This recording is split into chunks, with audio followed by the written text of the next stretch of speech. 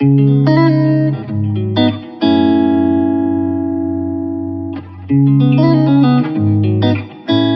circulaire doit vraiment devenir le mode majoritaire de production et de consommation de nos sociétés, et c'est vraiment ça le combat fondamental de Zach.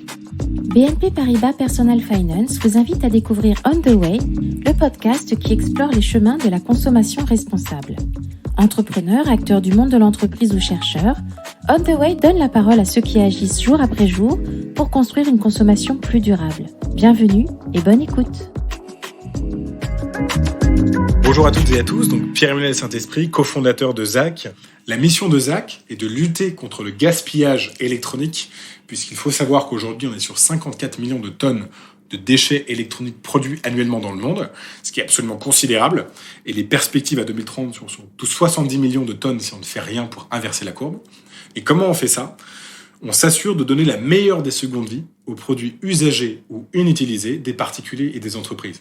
Et les 4 secondes vies, pour assurer un meilleur réemploi, c'est la revente, trouver une valeur financière au produit, et donc augmenter sa désirabilité, la réparation, le don aux associations, et la moins bonne de ces solutions, si jamais on n'a plus le choix, le recyclage. Mais avant que ça parte effectivement en déchetterie, que ça reste dans vos tiroirs ou que ça finisse sur un trottoir le cas échéant, et ensuite éventuellement dans les sols, comment maximiser le réemploi de ces produits. Grâce à Zach, vous avez à la fois un impact environnemental, vous avez un impact pour vous, puisque vous videz vos tiroirs, vous faites de la place chez vous, et vous avez aussi un impact sociétal.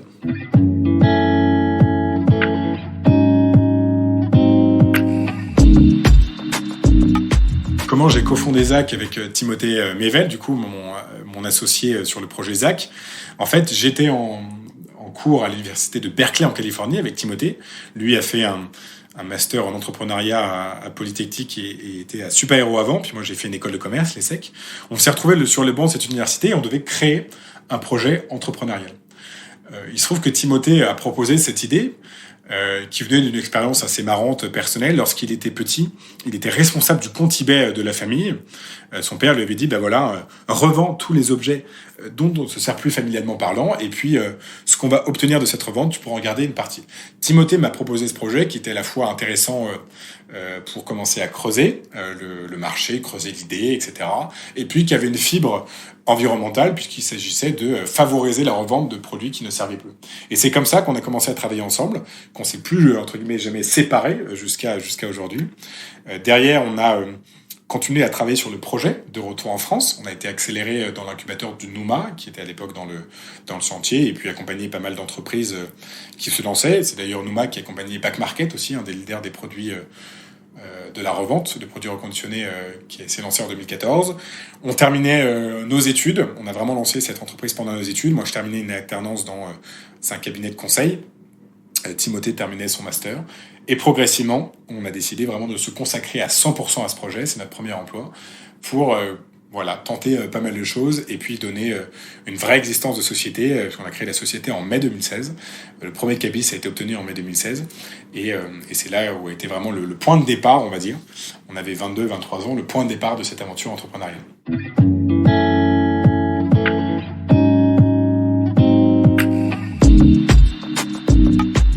Alors très concrètement, qu'est-ce que c'est que l'économie circulaire par opposition à l'économie d'aujourd'hui, qui est majoritaire aujourd'hui, qu'on appelle l'économie linéaire. Dans l'économie linéaire, vous achetez un produit, vous l'utilisez et vous le jetez. Et après, peut-être que quelque chose est fait de ce produit, mais c'est plus votre problème, vous n'en portez pas réellement la responsabilité, ça ne vous occupe pas du tout d'un point de vue charge mentale, je dirais. L'économie circulaire, c'est tout simplement de se dire qu'un produit va être conçu déjà d'une certaine manière, pour qu'il soit derrière facilement réemployé et réutilisable. Donc, il va être conçu, il va vous être vendu à vous en tant que consommateur. Et derrière, une fois que vous allez l'utiliser une première fois, vous allez pouvoir lui donner une seconde vie, une troisième vie, une quatrième vie. La seconde vie, ça va être, il va être réparé et vendu à quelqu'un d'autre. Ou alors, il va être tout simplement vendu à quelqu'un d'autre sans réparation. Une fois que potentiellement le produit sera tellement utilisé, il ne sera plus réparable, il va pouvoir être transformé en un autre produit. Donc ça, évidemment, il faut le penser dès le début, dès la conception, parce qu'on ne peut pas transformer un produit si, par exemple, on parle d'un produit électronique et tout a été collé à l'intérieur. Mais il va être transformé en un autre produit, et puis, in fine, vraiment, 20 ans, 30 ans, 40 ans après, donc on parle de durabilité, il va être recyclé, mais il va être bien recyclé, et ça aussi, ça aurait été pensé dès le départ. Donc voilà l'économie circulaire, c'est tout simplement utiliser le moins possible de ressources nouvellement extraites pour continuer de consommer, le cas échéant, je caricature, de la même manière. Ce n'est pas arrêter de manger, ce n'est pas arrêter d'utiliser des produits, c'est lorsque vous utilisez un produit, réduire au maximum l'empreinte environnementale et avant tout, votre impact sur les ressources naturelles. Il faut savoir aujourd'hui, si on prend l'exemple du plastique, que vous avez 98% du plastique aujourd'hui qui est produit, qu'il est à partir de nouveaux pétroles, de pétrole nouvellement extrait. Donc on peut raconter tout ce qu'on veut sur la collecte du plastique, le recyclage du plastique. C'est un niveau mondial, hein, c'est pas en France. En France, ça peut être mieux que ce chiffre qui est déliant. Mais le vrai sujet, c'est d'arrêter de faire en sorte que notre économie fonctionne d'une certaine manière, qu'on arrête d'extraire tous les ans, en permanence, 1,6 planètes au lieu d'une seule, sachant que la planète se régénère tous les ans. Voilà ce que c'est que l'économie circulaire. Ça génère des emplois, par plein de biais différents. Ça génère de l'économie, notamment via la réduction des coûts de matière, parce que utiliser une matière potentiellement recyclée, déjà extraite, ça réduit les coûts d'extraction de matière. Ça n'a que des avantages environnementaux et économiques, et ça doit devenir le mode majoritaire de production et de consommation de notre société, et c'est tout le combat de Zach. Ce qui nous a vraiment séduit dans l'économie circulaire, c'est qu'on peut avoir l'aspect entrepreneurial, l'aspect création d'un modèle économique, comment recruter une équipe, comment avoir un modèle économique autonome d'entreprise, et derrière, si on parle de la France, pouvoir payer ses impôts, pouvoir payer de la TVA, financer le modèle redistributif français, y avoir sa part, la sécurité sociale, pour l'emploi, etc. Et en même temps, le faire effectivement dans les limites des ressources de la planète, le faire de manière responsable. Aujourd'hui, on a un peu l'impression que c'est l'un ou l'autre. On va soit être dans le secteur associatif, le secteur de l'ESS, parler tout de suite d'Emmaüs ou autre, soit être une méchante entreprise qui, en faisant de la croissance, pollue. Et l'économie circulaire nous semblait incroyable et un peu une solution miracle, limite tellement inattendue ou hypothétique, tellement parfaite d'une certaine manière, pour réconcilier les deux. Et donc ça, on avait ces deux aspects-là en nous, cette volonté entrepreneuriale de créer une entreprise, de fonctionner de manière autonome, assez libérale, pour utiliser un gros mot, on va dire, mais créer un modèle autonome, créer une équipe qui fonctionne autour de valeurs communes. Et en même temps, effectivement, à chaque fois qu'on faisait 1 euro de chiffre d'affaires, quelque part apporter sa pierre à l'édifice du respect de la planète et des ressources naturelles. Et c'est vraiment ça qui nous a convaincus très jeunes.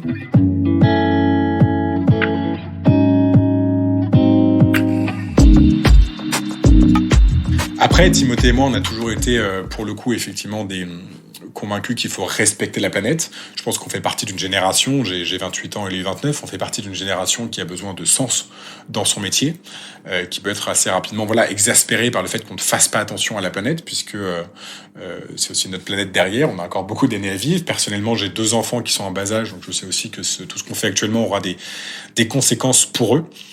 Comme dit Saint-Exupéry, on hérite de la planète de nos parents et puis derrière on la transmet à nos enfants, on la possède pas d'une certaine manière. Et donc on a peut-être de cette génération, c'est important pour nous de travailler dans des métiers qui ont du sens et de respecter effectivement les ressources naturelles. Lors d'un séminaire de ZAC avec nos équipes, on est allé nettoyer des plages. On a aussi fait du nettoyage des mégots dans Paris. Voilà, c'est quelque chose qui unit l'équipe, des valeurs autour desquelles on se retrouve.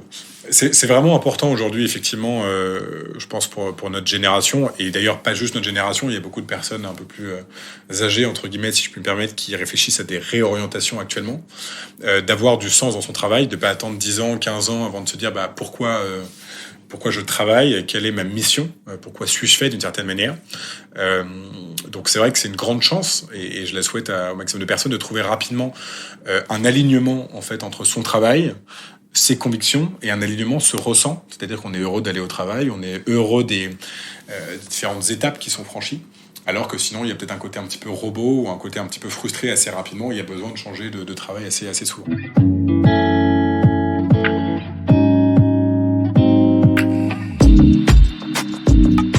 Alors, comment fonctionne ZAC ? La première chose, donc si vous êtes un particulier, vous allez sur zac.eco, zack.eco, qui est du coup notre site internet dédié aux particuliers, et on va vous demander de faire un listing des produits électroniques usagés ou inutilisés que vous avez chez vous et dont vous souhaitez vous débarrasser. Vous avez pas mal de petites icônes qui vous permettent de vous y retrouver, une icône d'un ordinateur, d'un appareil photo, d'un câble. Vous avez vraiment l'ensemble des produits électroniques qui sont proposés dessus, et pas uniquement les produits, on va dire, de de valeurs auxquelles tout le monde pense aujourd'hui lorsqu'on parle de reconditionner ou de recyclage. Derrière, notre moteur de recherche va vous dire ce qu'on peut faire de ces produits. Est-ce qu'on peut les revendre? Est-ce qu'on peut les recycler? Est-ce qu'on peut les donner à des associations? Et c'est vous qui allez choisir. On vous fait une recommandation, mais c'est le particulier qui choisit in fine quelle est la meilleure seconde vie qu'il souhaite donner à son produit.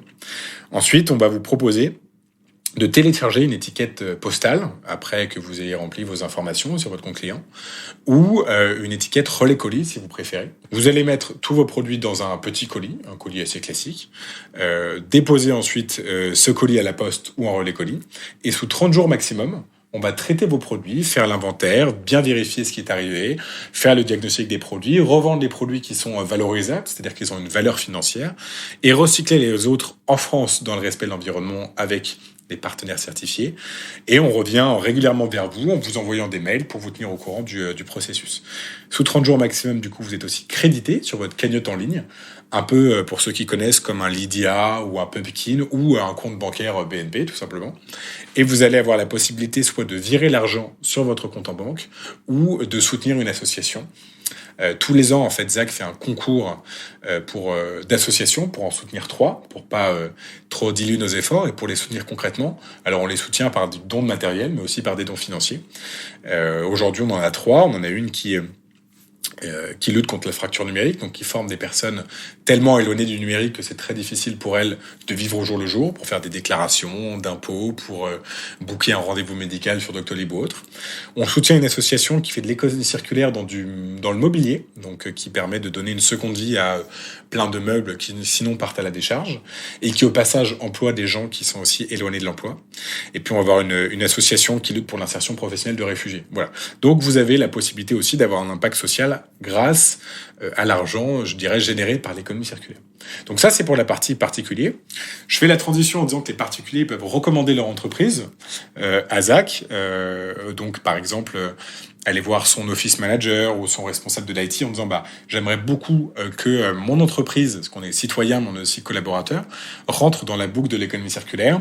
Et pour ça, est-ce que tu as vu Zach qui va permettre de donner une seconde vie à l'IT usager, pas seulement du bien, mais aussi d'entreprise. Et comment ça se passe pour l'entreprise? On va collecter partout en France tout le matériel informatique, pareil, usagé ou inutilisé. Donc nous, on fait un inventaire très précis de tous les produits que vous aviez stockés dans un tiroir, vous aviez caché au regard de vos collaborateurs. On vous fait un inventaire très précis de tout ça et on va vous dire, pareil, ce qu'on peut en faire. Ça, on peut le revendre, ça, on peut le réparer, ça, on peut le donner, ça, on peut le recycler. Tout le processus se met en place, effectivement, tous les produits vont être rentrés dans leur seconde vie. Et au bout de 30 jours, on envoie un rapport financier en disant, voilà, grâce à l'économie circulaire, ces produits qui ne servaient plus et même vous prenez de la place, on a pu le revendre, on a pu le recycler. Si on dit recycler, ça veut dire que c'est de la matière première qui va repartir dans la filière sidérurgie, par exemple. Si on revend ce produit, ça veut dire qu'il va être revendu à un industriel qui va le réparer, le reconditionner et derrière, ça va avoir un nouvel usage. Et donc, ça va permettre effectivement d'éviter de nouvelles émissions de gaz à effet de serre qui auraient été liées à la production de matériaux neufs ou de produits électroniques neufs. Mais on envoie aussi, ce qui est très important, un bilan RSE. Aujourd'hui, il faut savoir que lorsqu'une entreprise fait plus de 500 collaborateurs ou plus de 100 millions d'euros de chiffre d'affaires, il y a des obligations de faire des bilans sur des bilans d'externalité financière, donc des bilans qui ne sont pas liés uniquement à l'aspect financier comptable, mais aussi l'empreinte environnementale de la boîte, l'empreinte sociétale, ce qui est fait sur la diversité.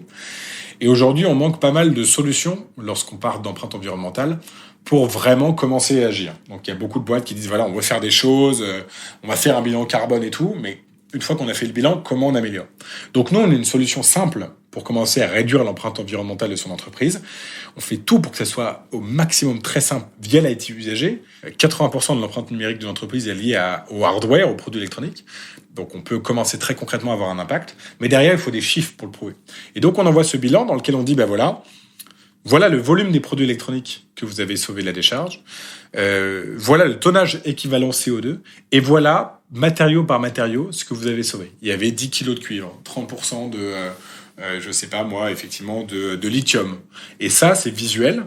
On envoie aussi un kit média pour que l'entreprise puisse communiquer en interne et en externe.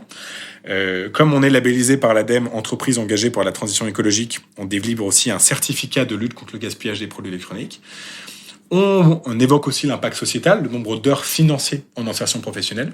Les personnes qui travaillent sur l'inventaire des produits ZAC, effectivement, sont en insertion professionnelle et passent à peu près 1 an sur le centre logistique pour réapprendre les codes de l'entreprise avant de retrouver un job plus pérenne dans une grande entreprise ou une entreprise autre.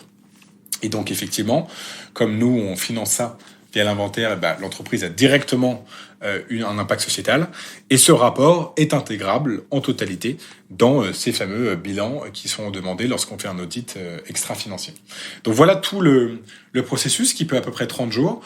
Grâce à ça, vous luttez très concrètement contre le gaspillage des produits électroniques. Vous avez un impact sociétal et vous pouvez rééditer l'expérience aussi longtemps que vous pouvez et que vous le voulez, puisqu'il n'y a pas de minimum de collecte.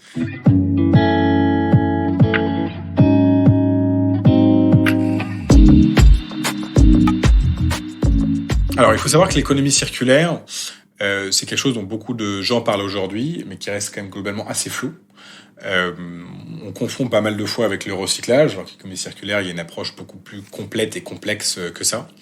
Et comme on a été, d'une certaine manière, depuis toujours biberonné à l'économie linéaire, lorsqu'on crée un système d'économie circulaire, on se heurte à beaucoup de barrières. Les barrières, quelles sont-elles ? La première, elle est vraiment liée au fait qu'il y a une énorme distorsion entre la valeur réelle d'un produit usagé, donc d'un produit de seconde main, on va dire, et la perception que le consommateur a de son produit. Donc, il y a une première barrière qui est liée à la réalité du marché de l'économie circulaire. Tant qu'il n'y aura pas énormément de produits qui vont être rachetés par des industriels pour être réparés, réemployés, reconditionnés, sur plein de verticales différentes, et pas uniquement que les produits électroniques, mais aussi évidemment dans la mode. Alors, on a l'exemple de la mode avec Vinted qui fonctionne bien, mais sur plein d'autres secteurs, si vous n'avez pas quelqu'un ou une entreprise pour racheter des produits usagés, vous n'avez pas de modèle économique. Et donc, un intermédiaire comme ZAC, qui essaye de fluidifier tout ça, ne pourra pas proposer un prix. Et donc, le biais cognitif est énorme à ce niveau-là pour qu'un particulier se sente en confiance pour vraiment faire de l'économie circulaire. La deuxième chose, c'est que un motif de conviction important de l'économie circulaire, c'est qu'effectivement, notre planète est en danger. Or, aujourd'hui, la seule chose, malheureusement, qui vraiment va convertir l'acte d'achat ou de revente d'un produit, ça va être le prix. On peut avoir des convictions fortes en disant effectivement je suis convaincu qu'il faut agir pour la planète, je suis convaincu qu'il faut que je change mon mode de consommation. In fine, le consommateur, lorsqu'il est devant son ordinateur, qui va cliquer sur acheter ou autre, le facteur numéro 1 dans toutes les enquêtes, que ce soit une population extrêmement convaincue, une population moins convaincue, ça va être le prix. C'est pour ça qu'il ne faut pas opposer le côté écologique et le côté économique, parce que sinon, ça restera toujours 5% de la population, 5% de convaincus, 5% de personnes qui sont OK pour vivre en zéro déchet, qui sont OK potentiellement pour changer tout leur mode de consommation. Et la plupart du temps, on se rend compte que c'est des personnes qui peuvent se le permettre financièrement. Donc, il faut vraiment allier les deux, puisqu'il y a un autre biais cognitif qui fait que lorsqu'on va acheter, on s'occupe uniquement du court terme. Les sujets de long terme, tant qu'ils ne nous tombent pas dessus, ne sont pas pris en considération dans l'acte d'achat de demain. Le biais cognitif est, on ne considère uniquement ce qui peut arriver tout de suite ou demain. Donc, il ne faut pas poser des changements radicaux pour les citoyens comme pour les consommateurs, qui sont les mêmes personnes, mais si on a un pouvoir public ou si on est une entreprise, mais quelque chose qui se glisse de manière fluide dans les comportements des consommateurs sans leur donner l'impression qu'ils sont forcés. Donc ça, c'est extrêmement important et c'est vraiment les barrières qu'on a pu expérimenter chez ZAC sur un modèle B2C. Et ces barrières se lèvent petit à petit, déjà parce que donc sur le segment B2B, les entreprises n'ont plus le choix. Elles ont de plus en plus de contraintes. Il y a la loi anti-gaspillage qui est passée effectivement l'année dernière pour lutter contre le gaspillage globalement de tous les produits et pas seulement des produits alimentaires qui relevaient d'une loi intérieure.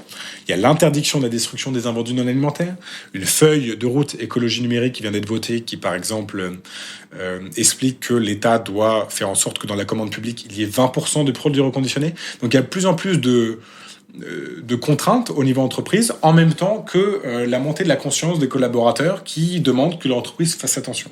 Et donc on apparaît aujourd'hui comme une solution qui prêchait dans le désert depuis 4 ans, mais qu'aujourd'hui une solution simple, facile, et qui en plus rapporte de l'argent, encore une fois le modèle économique, puisqu'en B2B on paye 80% de nos clients aujourd'hui, grâce à la valeur qu'on retire des produits.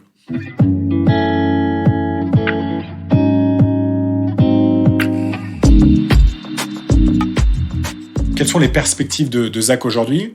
La première, c'est de continuer à améliorer tout simplement notre offre et peut-être de manière particulière par rapport à nos différents clients. Aujourd'hui, on a quand j'évoque l'offre B2B, on a des clients grands comptes, comme le groupe TF1, comme Truffaut, comme le groupe Manutan. On va avoir des clients entreprises en croissance, Doctolib, Cheers, Content Square. On va avoir pas mal de TPE, PME. On a aussi des collectivités publiques, comme la mairie de Clichy, bientôt la mairie de Paris. On a des écoles. Et donc, à chaque fois, les besoins sont différents. Donc, d'une certaine manière, la perspective première de ZAC, c'est, au-delà de l'offre généraliste qu'on peut avoir, de continuer de beaucoup écouter nos clients pour peut-être diviser par typologie de besoins et du coup typologie de clients notre offre et s'adapter énormément. Par exemple, pour les mairies, on est en train de créer une offre de collecte par les enfants dans leurs écoles, puisque typiquement à Paris, sont les mairies d'arrondissement qui ont la main sur la caisse des écoles pour ceux qui ont des enfants. Et les enfants vont pouvoir sensibiliser leurs parents ou leur écosystème, ramener tous leurs produits électroniques usagés dans les écoles. Et l'argent obtenu par la revalorisation de ces produits va permettre de soutenir une asso choisie par les enfants au cours d'un vote démocratique dans l'école. Donc c'est quelque chose d'assez ludique, assez marrant, qui coûte rien à la personne et qui permet de sensibiliser sur cette cause-là. On a déjà fait ça pour une charity qui s'appelle le Jane Goodall Institute. Pour ceux qui connaissent Jane Goodall, qui est une biologiste qui travaille depuis très longtemps pour la biodiversité. Elle est moins connue en France qu'ailleurs, mais le Jane Goodall Institute, qui notamment forme des enfants au respect de la planète, a mis en place une opération où tous les enfants du Jane Goodall en France devaient faire une collecte de produits usagés. C'est ZAC qui opère derrière l'opération, et tout l'argent est reversé à l'Institut pour soutenir ces actions. Donc voilà un exemple de choses où, d'une certaine manière, on va faire un petit peu du customisé pour un segment de marché. On commence aussi, ça c'est un deuxième axe de diversification et des perspectives, à comprendre que certains de nos clients, enfin pas mal de nos clients en fait, lorsqu'ils se séparent de leur IT, ont des besoins sur d'autres typologies de produits. Et avant tout le mobilier. Je ne peux pas citer forcément d'entreprise aujourd'hui, mais notamment il y a une multinationale qui nous a demandé de réfléchir sur le mobilier en lui-même, comment lorsque je me sépare d'IT, au même moment, je peux aussi avoir une solution responsable d'économie circulaire, de revalorisation de réemploi sur le mobilier. Et donc nous, on a une expertise précise sur des produits électroniques, mais on a aussi une expertise sur comment, d'une certaine manière, monitorer une chaîne d'économie circulaire avec les bons outils techniques, le back-office, le front-office, quels sont les bons interlocuteurs, on sait ce que c'est qu'un éco-organisme, on sait comment parler, on connaît l'écosystème industriel, la logistique inversée pour délivrer, et donc on va beaucoup plus vite pour construire un service clé en main là-dessus. Donc ça, c'est la deuxième perspective. Et la troisième, c'est une perspective géographique. Comme je le disais, c'est très important pour nous d'avoir une responsabilité environnementale jusque dans notamment le transport. Et donc là, comme on commence à avoir des clients vraiment un peu partout, à moyen terme, il sera censé d'ouvrir un centre logistique à différents endroits en France. On réfléchit au sud-ouest et à la région lyonnaise. Et peut-être demain, dans des pays européens, si on se rend compte qu'il y a vraiment une zone très précise, on a beaucoup de demandes, pour pouvoir effectivement faire l'inventaire, la revalorisation en local, et pas faire à nos produits des millions de kilomètres.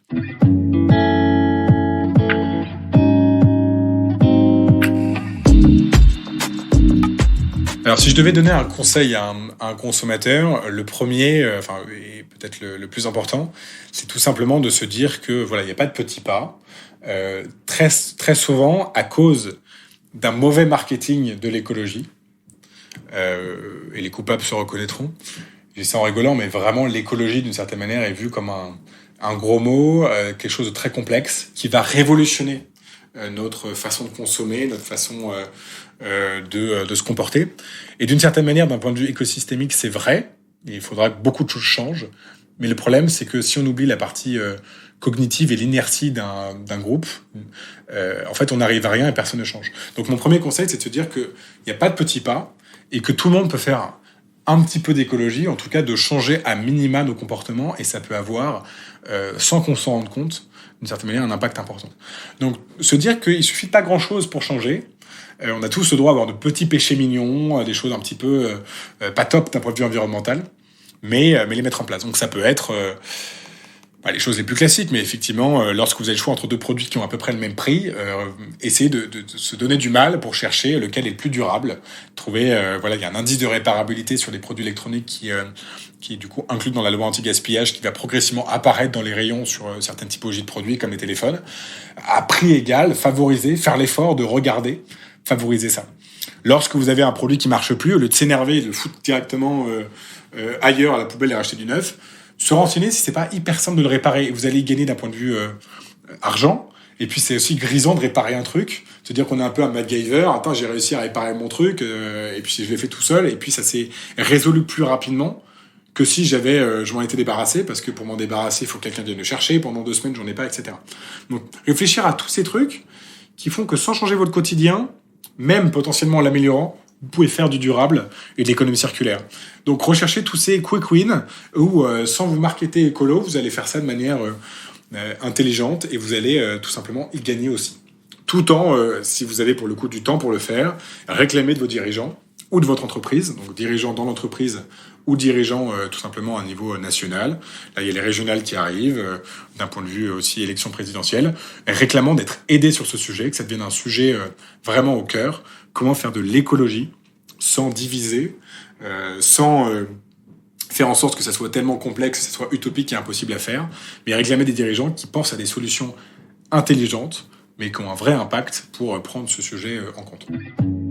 Retrouvez tous les épisodes d'On the Way sur vos plateformes de podcast habituelles et sur le site personal-finance.bnp Paribas. Les liens et références cités par nos invités sont à retrouver dans le texte d'introduction de chaque épisode. Et si vous souhaitez témoigner à notre micro, écrivez à nicolas.meunier@bnpparibas.com. À très bientôt!